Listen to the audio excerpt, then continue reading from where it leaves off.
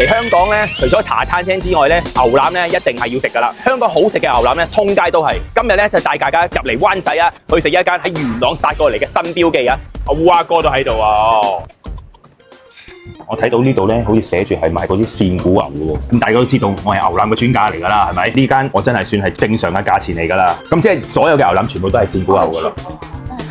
線骨牛咧同普通我食嗰啲出嘅牛腩其實有咩分別？分別係一個入翅啊，因為線骨牛係醃咗嘅牛嚟㗎嘛，特別濃嘅香特別滑嘅。或者點樣位置或者部位，因為我哋部位係唔使要額外加錢嘅。我見上面有啲咩坑腩啊、爽腩啊呢啲都一樣嘅啫。係全部一樣價錢。河粉，咁佢河粉我要嗰個攞條。因為咧，其實我哋藥膳雞湯咧本身喺元朗賣咗超過10年，好好食。我哋今日咧仲會喺到月尾啦，做38蚊優惠。呢個係講緊10年前嘅價錢嘅。你而家唔係元朗喎，呢個係灣仔區喎，大家唔好記錯喎，平過啲咩記食嗰啲漢堡包啊，大佬。好，我呢個係爽腩嚟嘅，淨係睇個樣啊就知係正啦。線骨牛即係叫係邊腩嘅位，呃唔到人，一食落去就知啦，牛味好重，同埋真係好爽啊！邊位咧嗰度又脆。燜得夠腍喎，入味個河粉呢個真係足料啊，幾犀利啊都哇！我呢個河粉真係同出邊唔一樣喎，真係滑啲同埋會爽啲喎，彈牙啲喎。有辣椒油咧，佢哋又自己炒喎，真係無敵。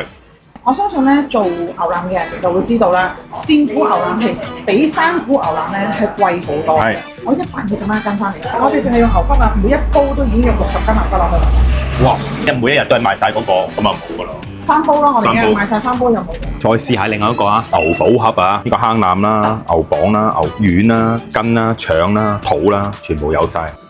牛味又好重，冇佢頭先嗰個食，另外一個食嗰個爽腩啊咁脆，但係佢啲呢個脂肪咧好腍，哇好入味啊全部。哇佢呢個清湯腩真係好做得好好，好頂啊！呢個就係嗰個做緊優惠，頭先你講過，真係冇呃你啊大佬。啊呢個真係唔係我拍攝先會咁樣嘛，平時你食都係咁樣啦。啲藥材味好重啊，雞我覺得真係冇得挑剔㗎啦，俾晒足料你，嘢食又 OK。你哋以前係做開咩？其實我哋做開手龜檔。